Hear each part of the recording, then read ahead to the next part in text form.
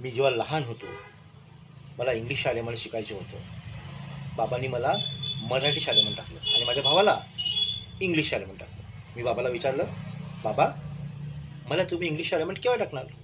बाबा म्हणाले, नंतर पाहू. मी चूप राहिलो. चूप.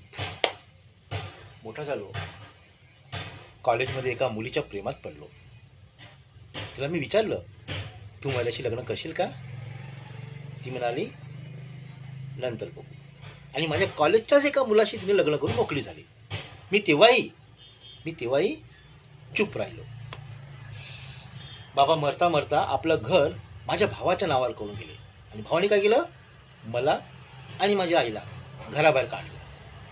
मी भावाला विचारलं की बाबा रे, आई बिमार आहे, अशा अवस्थेमध्ये मी तिला कुठे कुठे घेऊन फिरू, तिच्यावर दया करून एक खोली दे. भाऊ म्हणाला, नंतर बघू. मी तेव्हाही चूप राहिलो.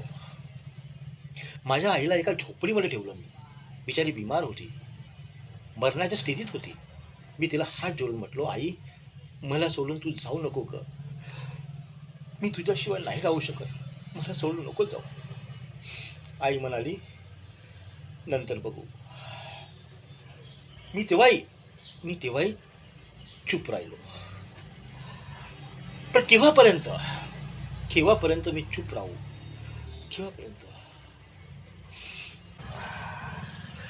अश्रू आले रे डोळ्यात माझ्या, तुझी व्यथा बघून.